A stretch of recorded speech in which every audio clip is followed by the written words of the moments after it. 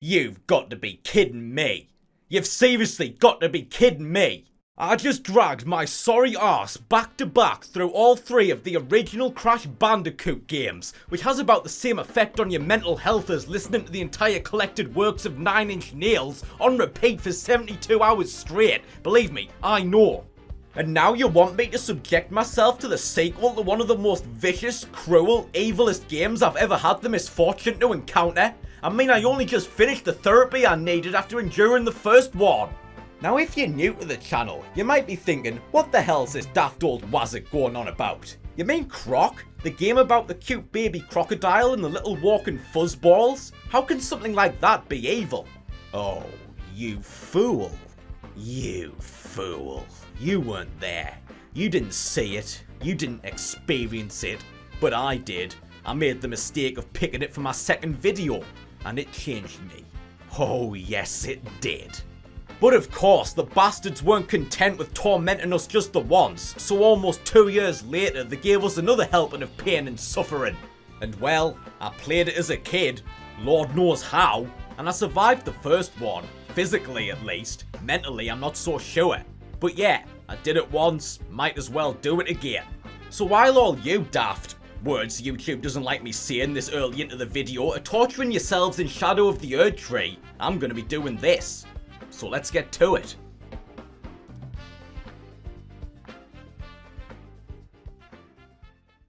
So like its predecessor, Croc 2 was conjured from the depths of hell more like, by the sadistic fiends at Argonaut Software, and published by Fox Interactive in the year of our Lord, 1999. It was on PS1 and Windows, and there was a port on Game Boy Color what I never played, and there was also going to be a version on Dreamcast what never happened. Well, at least the Sega and Nintendo fanboys were spared the horror. You lucky fucks. Once again, we start with a quick intro where we find this friendly looking chap out for a late night stroll after working on his plane. But oh dear, looks like the local Satanists are up to their usual nighttime activities. But holy shit, speaking of conjuring from the depths of hell, quick little right brother, get the hell out of there! But oh shit, you're trapped! And that's the end of that apparently. We then hit new game and find our little lovable hero and tyrant having a good old time on the beach with his loyal subjects when he comes across this random bottle just lying around in the sand. Fucking litter bugs. But oh, what's this? A note? What does it say? Fuck knows. It'll be a good few years before we reach that resolution. But wait, doesn't that look suspiciously like the footprint of a baby crocodile? I mean, I guess. Could it mean? Could there be more crocs out there? Well, I guess there's only one way to find out. Come on, slave, put your back into it. Get me off this goddamn island. Blast off! See ya, fuckos! But then we arrive at the next island and oh, for fuck's sake, more of you annoying little fuckers? And what's this? Ginger soda? Ew! There's only one type of soda I like. You know the one. Who loves orange soda? Kel loves orange soda. So anyway, we get started and say that the gameplay is largely identical to the first game. You've got pretty much the same range of abilities. You can run, jump, you've got your tail whip for taking out enemies, your butt drop for smashing open crates, you can climb up walls and hang from grates, swing on vines and swim. Although the underwater sections from the first game don't return. Oh, thank God for that. But while the gameplay is pretty much the same, the game is structured a little differently. You remember in the first one how it was split into different islands with a bunch of levels that you go through one after the other? Well, it's a bit similar here. The game's still divided into worlds, or villages, with a bunch of levels each. But whereas in the first game it was just a little level select screen, this time they're actual hub areas that you explore to find levels that you can do in pretty much any order you want. So that's cool. But the biggest difference, I think, is in the design of the individual levels. See, in the first game, your objective in each level was to simply reach the end, while also rescuing the gobos along the way. But here, rather than just reaching the end, each level has its own unique objective to complete, so that adds a bit of variety. And on top of that, the levels are pretty big, with plenty of sub-areas to explore to find collectibles and whatnot. And what else is new? Well, while you're going around on your journey to save the land from the resurrected evil nasty frogman, you'll notice these curious things laying on the ground. What the hell are they for? Well, that brings us to this friendly looking fellow. Say hello to Swap Mate Pete. You'll meet this guy at various points throughout the game, since he just so happens to have shops in every world you visit, from which he'll sell you a variety of helpful goodies to aid you in your journey. So he's pretty much the moneybags of the Croc franchise, another soulless capitalist pig exploiting the ongoing crisis to make a quick buck. How dare you? But anyway, like I said, if you visit old Puss in Boots here in any of his shops, he'll sell you a bunch of shit, such as these gummy thingamajigs, which you use whenever you come across these ring things on the ground. Basically, when you do, you deploy the gummy of the corresponding colour from your inventory, which I'm not really sure why they come in different colours. I mean, they all do the same thing. But anyway, when you do, the ring turns into a big bouncy donut thing that you use to bounce up to high places where you'll find shit like health and the coloured gems. More on those later. And he'll also sell you this thing, the Clockwork Gobbo or some shit. And it took me way longer than I care to admit to realise exactly what these things were for. I thought they were meant to be like distractions for enemies and whatnot, but no, turns out that's not what they're for at all. So basically, in most levels you'll also come across this platform thing, and when you use the Clockwork Gobbo on top of it, it'll bring you to this, I guess, mini-game where you're controlling the little guy and collecting stuff, like again, health and coloured gems. But the hitch is, cause it's a little wind-up thing, it gradually slows down before finally coming to a stop, so you've got to make sure to grab all the collectibles before the thing runs out or whatever, and then you return to the main level. And while they're not hard, if you're like me, you're probably going to be hanging on the edge of your seat for the whole thing, cause you're not sure if you're going to last long enough to get all the stuff. Like, come on little guy, keep moving. Come on you little piece of shit! Yeah, you'll literally be crawling to get the last couple things, but generally, you should make it. But of course, I've got to ask the question, which it seems I can't go a single video without asking these days. Is this game as much of a rancorous, malevolent turd as its predecessor? I mean, I ended up comparing that game to fucking Dark Souls, and we all know that's not a comparison to be made lightly. And well, the answer this time is, not really. I mean, it's still hard and annoying as fuck, but I still didn't find it quite as unforgiving as the original abomination. And why is that? Well, let's find out. So I think the biggest reason why I found the first game so hard was the controls. Yeah, they're at the bottom of the scale for a reason. They were just way too heavy and clunky, which made the movement feel like you were steering an 18-wheeler with no tyres, just the rims, through fucking quicksand, meaning that it was virtually impossible to move and jump with any measure of precision. Which when combined with the pedantic platforming and all the other hazards and challenges the game throws at you, just makes it a lot harder and more frustrating than I ever expected it to be. I seriously had no idea what I was getting into when I decided to review that game, for my second ever video no less. But what about the controls here? Are they any better? Well, yes and no. Basically, Croc moves pretty much the same as before, but he has a lot less weight to him this time, so he moves a lot faster and more agilely, so yeah, that's good.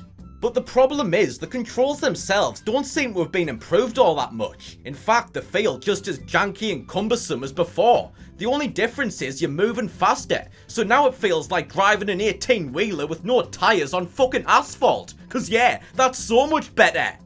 So on the one hand, the movement's better since you move faster and have a bit more agility, but on the other, it's actually somewhat worse, cause the controls are just as clunky as before, which when combined with the increased speed actually makes it easier to accidentally run over the edges of platforms and into enemies and shit. Like, in the first game, the extra weight made movement slower and annoying, but it also meant it was slightly harder to just throw yourself to your death. So yeah, since you move faster, you've got to take greater care so as not to end up falling to your doom. You've got to be especially careful when going around bends, since because Croc moves faster and the controls aren't very tight, if you don't turn at the right time, he'll move in a wide arc and throw himself over the edge and die. And as I was saying, you've got to be extra careful when jumping between platforms as well. You've got to make sure to jump at the exact right time, which is slightly before you touch the edge, because if you do, you won't jump and just fall off. Great, nice one. So the movement's still not all that great, but that wasn't all that made the first game the colossal ball ache that it was. So what else have we got here? Well, the enemies are just as annoying as before. They're the same as in the previous game, just minions of big evil frogman, and you just have to hit them with your tail whip to get rid of them. But of course, we have one of my all-time biggest pet peeves with these games. The enemies only have to touch you to do damage, and that's in addition to their actual attacks. So when you're going in to hit one of these fuckers, again you've got to make sure to press the button at the exact right time, because if you're even a millisecond too late, you can end up touching them by accident and then you get hurt. And that brings us onto their health or life point system or whatever you want to call it, and well, it's something, I'll give it that.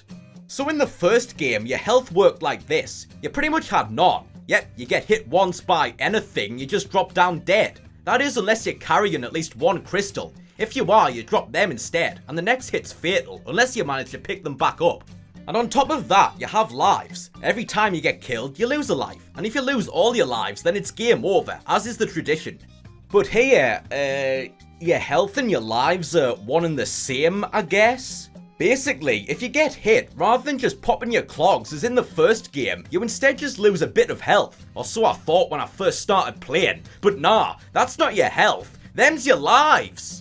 Yeah, every time you get hit, you lose a life. And if you lose them all, you don't just die. That's game over and you kick back to your last save because... why? Why did they do this? Why couldn't they just have a normal fucking health system where you have a bit of health and then some lives? Like just about every other game under the fucking sun. Why'd they have to do this weird ass bullshit? I just don't get it. I mean, it's nice that you don't drop down dead with each hit, but it doesn't make it any harder to get game over. Oh, and the gems don't protect you this time around either. Instead, they're just there purely to be a collectible now. There's 100 in each level, and if you collect them all, then your health or lives get refilled. Oh, how kind of yous. You start out with just 3 lives, but you can buy more from Swap Mate Pete at 250 crystals a pop, the greedy fucker. So that makes things a bit easier. Well, some of the time at least. See, when you get game over and start again, it starts you off with just 3 lives, regardless of how many you've bought. For fuck's sake, man. That's like starting off again without full health. But in most games, when you get game over, you usually start again with 3 fresh lives. So in that case, it's fine, but oh, don't you see why this system's so fucking stupid? Who in the fuck came up with this shit? Seriously, why couldn't we just have something like in fucking Spyro? Now there's a game that did that shit right. And literally anything can hurt or kill you in this game as well. I mean it. I once got hurt by a fucking swing set. Are you kidding me? And then one time I managed to fall through the fucking ground and die. Jesus Christ.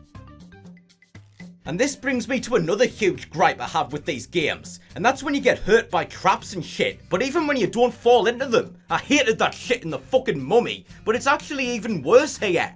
Like you've got these logs or whatever that try to crush you, and even if you manage to avoid them but still just lightly brush up against them, it hurts you. Same with this crusher thing, even when it's not in fucking motion. I mean, the spikes in the Mummy were one thing, but this is just bullshit. And if you saw my review of the first game, you may remember that I also said the camera was pretty sucky as well. And in a refreshing change of pace, nah, it's pretty much exactly the same in the sequel. You don't have much control over it, it just follows along behind you and turns when you do, which would have been fine if the fucking thing actually kept up with you, but half the time it doesn't. It's always getting stuck on shit, like when you're going down narrow corridors and tunnels, which if there's jumps in the tunnels it makes it much harder to judge. So you've either just got to jump pretty much blind or wait for the stupid thing to catch up, and then there's times where it doesn't know what to do with itself and just goes apeshit. But there's more bullshit on the platform in front, because now we've also got vine swinging. I don't think they had that in the first game. But anyway, it's simple enough. You've just got some swinging ropes or whatever, you jump into them to grab on, and you swing across. Simple as. But the problem isn't getting on the rope, no, it's getting off again. See, when you swing across, you press the jump button to jump off. But like with seemingly everything else in this irritating fucking game, you've got to press the button at the exact right millisecond, especially if it's another platform you're swinging to, since if you press it too early, you fall short and die. You press it too late, you overshoot and die. Well, that's just great, isn't it? So yeah, even though it's not as hard as its predecessor, this one's still got more than enough shit to drive you to your wit's end. In addition to the main levels, we also have the boss levels, and once again, if you remember my review of the first game, you'll know that the boss fights were, shall we say, rather simplistic. Yeah, there were a couple that stood out from the others, but for the most part, they just weren't all that impressive. Well, I'm happy to report that the boss fights are actually one of the things they improved upon for the sequel. So most of the villages have 2 bosses, or guardian levels as they're referred to here. To unlock the first, you have to beat any 3 of the regular levels, and then the last 2 to unlock the second one.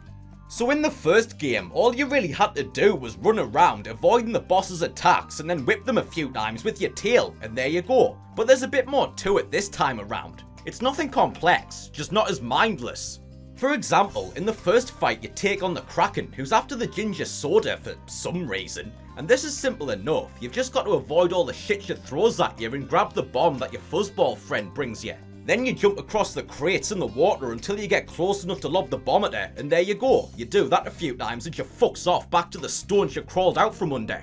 But also, Big Evil Frogman's still up to his old tricks and sending guys out to put a stop to your adventure, like Long John Fuckhead here, who's pretty simple as well. You just have to make it to the cannons and fire them to send him back to Davy Jones's locker.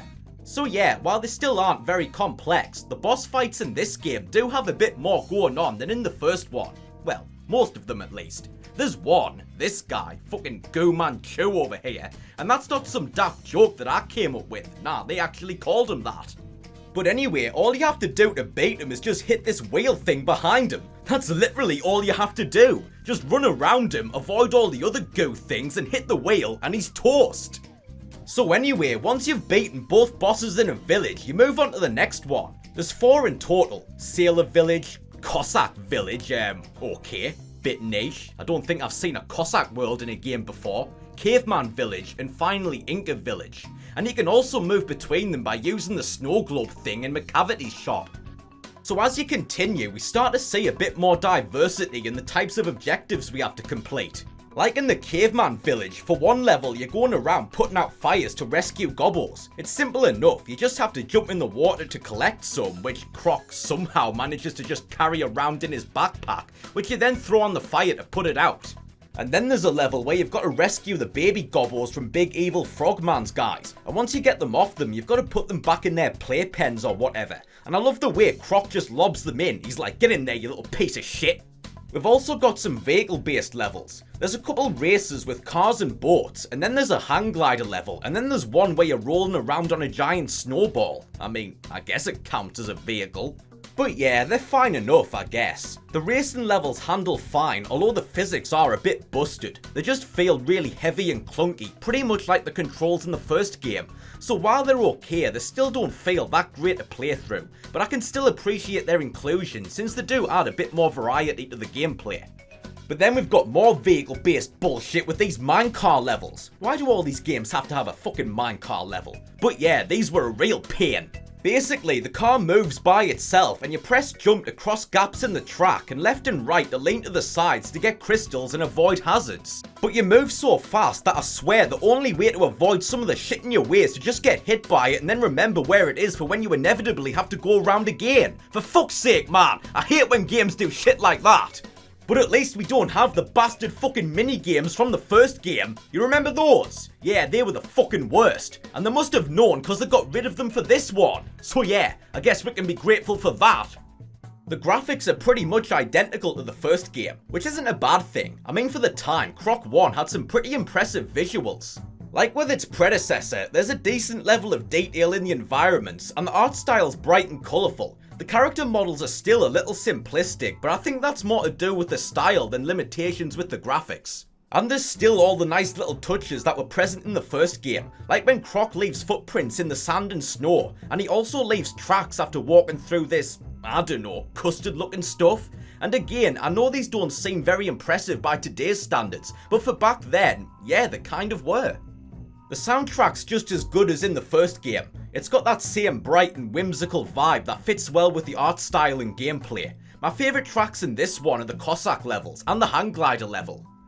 And as you might have noticed, another big departure from the first game is that there's actual dialogue this time around. Well, I say dialogue, it's actually just gibberish with subtitles, but it's nice enough. I just feel sorry for the poor fucker who probably had to spend hours in a recording booth going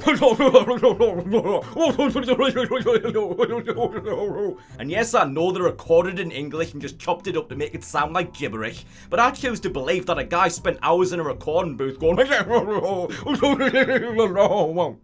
and that's what I'm sticking with.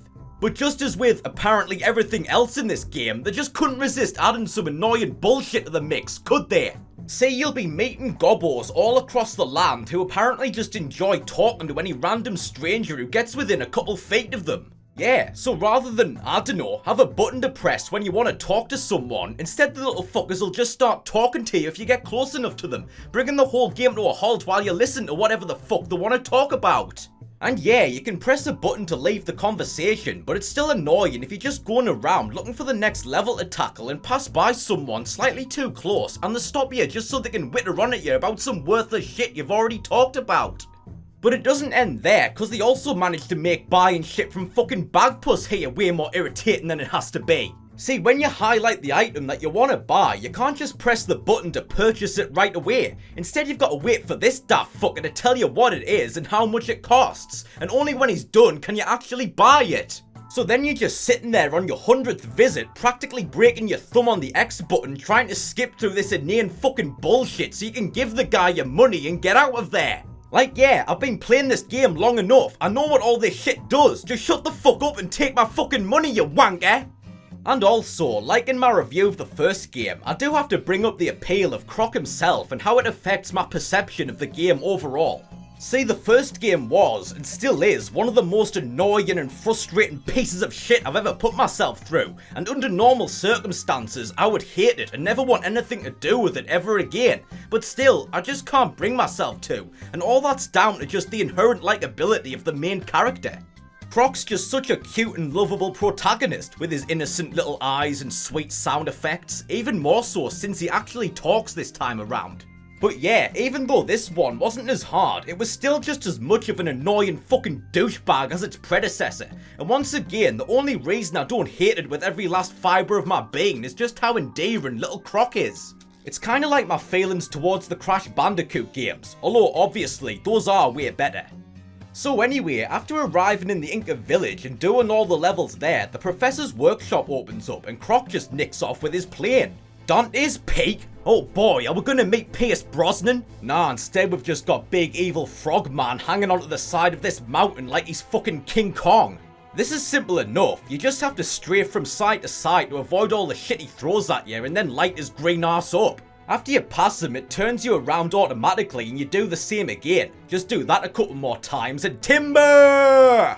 So yeah, that's the end, right? Well, no, because somehow Big Evil Frogman survived, so on we go. We then meet the Professor, who managed to escape while we were fighting at the mountain, and who asks us to keep the Baron busy while he figures out a way to stop him. This bit's similar to the level in the first game, what's just made up with those bullshit fucking mini-games, except this time it's a bunch of little challenges and puzzles, and they were fine, not too difficult, and then you take on that daft goo guy, and there you go. Alright, time for the final battle, and to send this big undead fuck back to hell. But this isn't a boss fight in the traditional sense, and much like the previous encounters, it has a bit more to it. So rather than directly fighting the guy, you've just got to keep him busy while the Professor uses the coloured crystals to conjure up a portal to send him back wherever the fuck he came from. So while Einstein here is moving the crystals into position, you've just got to avoid Big Evil's attacks and take out the little fuckers he sends to stop him. So yeah, that's simple enough, but can this guy move any fucking slower? I mean, come on, they can't be that heavy. Hell, I'll move them myself and you keep the dickhead distracted. We'd have been done in like 30 seconds. But anyway, once the 5 crystals are in place, the portal opens and that's it for Baron Von Fuck here. And there you go, the Professor flies us off Mount Doom and finally our hero gets to meet the parents who coldly abandoned him. But wait. They've got another one! They replaced him! They didn't even bother fucking looking for him! They just popped another one out! This is just like Toy Story 3 with Lotso! Jesus Christ, is this whole game just meant to be Croc's villain origin story?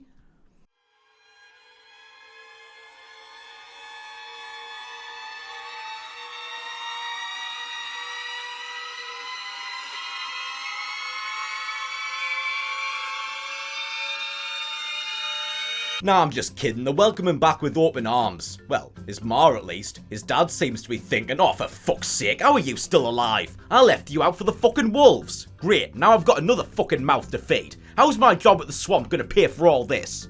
But anyway, they all get reacquainted, then the Gobbos turn up, I guess to thank you for everything you've done, and even Hello Kitty puts in an appearance as well. Wait, jigsaw pieces? What the hell are you going on about? And god damn it, this motherfucker's still alive? Seriously, what's it gonna take to keep him 6 feet under? And fuck, he's stealing the crocodile eggs as well, the knobhead. So yeah, once again, the ending you get just for beating the main game isn't actually the full ending, which to get, you've got to, you guessed it, get 100%. But it's not gems that we have to get this time, but instead the jigsaw pieces. And how do we get them? Well, first we've got to get the trophies. Okay, how do I get those? Well, before that, we've got to get the coloured crystals. Not following? Okay, let me explain. So like in the first game, in addition to the regular crystals, most levels also have 5 coloured crystals, and as mentioned earlier, these are often in areas that you can only access with shit bought from money bags over here. And once you collect all 5, you'll unlock a small secret area where there's a trophy to get. You get all the trophies in a village, and that unlocks an extra level, like the secret mine in the caveman village or the secret maze in the Inca village, which you then complete to get the jigsaw pieces. And even though the game up to this point was pretty annoying, it was here where it became an almighty pain in the fucking arse. So as I said, first you've got to get the coloured crystals, which a lot of the time, in order to do, you need to buy shit first. And once you've got the coloured crystals, you've got to do this short extra bit to get the trophy or golden gobbo or whatever the fuck it is. But the problem is, you only get one chance to do these bits. You fuck it up and it kicks you back to the main level, and the only way to try again is to leave the level, go back in, then go all the way back through and collect the fucking coloured crystals. Which once again, you often need fucking gummies and clockwork gobbos and shit. But if you've run out, then you've got to go back to fucking fuck me Pete to get more. But if you can't afford them, then you've got to go back through even more fucking levels to get crystals to pay for them. And it's just so fucking long and tedious. And these extra bits to get the trophies shouldn't be that difficult, but the stupid fucking controls and platforming make them way harder than they have any right to be. And every time I failed one was nearly enough to make me ram my fucking head through the wall, because it meant I had to go back through these stupid fucking levels just to get the stupid fucking crystals again. And after I'd done all that, you know what happened? The game glitched. Yeah.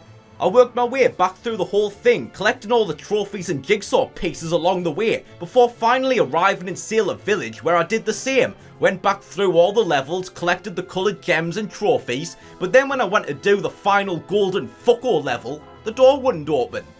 Yeah, I tried to go in and it was like, sorry fucker, you're not getting in. Sorry, no Crocs. So obviously I'm like, what the fuck? So I checked the pause menu to see how many trophies I have, and it says I've got 4. So then I go around all the levels, which now have the trophies floating outside of them to show which ones you've earned, and lo and behold, I count 5. So yeah, clearly something's fucked up somewhere. I wondered if it was a problem with the ROM, but apparently not, since I came across people online who had the same issue on the actual disc version. And the solution is... nothing. You're fucked, mate. Only thing you can do is start again from the beginning. So yeah, great. Thanks. Thanks a fucking lot. So what now? Well, I did consider starting again from the beginning, turning on cheat codes and blasting through the whole thing as quick as possible to get back to where I was and finish the game. But just cause cheats are on doesn't mean the game's much less annoying, and it wasn't long before I was like, you know what, this game's wasted enough of my time, I'm done. So yeah, I didn't make it to 100%, not that I'd have much to talk about even if I did.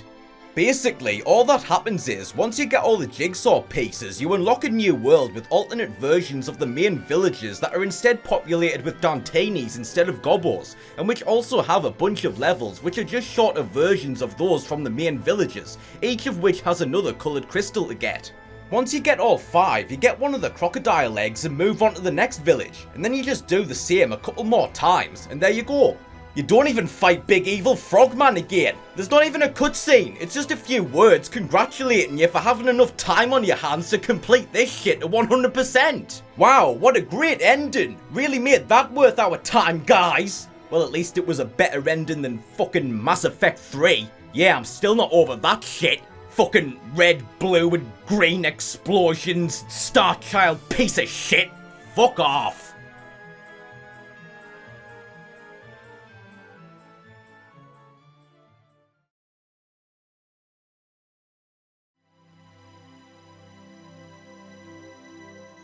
So that was Croc 2 on PS1, and in conclusion, great, another fucking year of therapy. But in all seriousness, Croc's second outing is an improvement over his first. It's clear they put a lot of thought into how they could expand the gameplay and set this one apart from its predecessor. I like the more varied objectives and level types, even though some of them, like the vehicle levels, are a bit hit and miss. The graphics are just as good as before, along with the soundtrack, and it's still got the cute and lovable charm of the first installment, along with all the frustration and annoyance as well. Yeah, it may not be quite as hard as the first game, but it's still up there as one of the more irritating pieces of shit I've subjected myself to. The controls have been improved significantly, but they're still clunky and difficult to get the hang of, and make the game a lot harder than it has to be. The camera's annoying, the health system's just bizarre, and overall it can just be a really frustrating game. But if you can get past that, it can also be a fun and enjoyable experience. You just need a good dose of patience, which I just don't have apparently. But anyway, this would be the final main entry in the franchise, although there would be a couple titles on Game Boy Color and a few mobile games. A Croc 3 was planned for the original Xbox and would apparently pick up with our little lovable reptile now among his own kind and training other cute little crocodiles to have their own adventures, and would feature both 2 and 4 player co-op and online multiplayer. But since Argonaut was going through financial difficulties at the time, the project ended up being cancelled, which is a shame. I am intrigued to know what a Croc game on newer generations of console would have been like, with improved controls and platforming and whatnot. Because despite how irritating they could be, I don't think the Croc games are bad, they can just be really frustrating. But if the controls could have just been tightened up a bit more, it would have made them a lot more enjoyable without sacrificing the challenge. But alas, I guess we'll never know. Or maybe we will. I have heard rumblings that a Croc remake is in the works, so yeah, perhaps the evil may yet return once more, conjured from the depths of hell just like big evil Frogman himself. So yeah, be very afraid.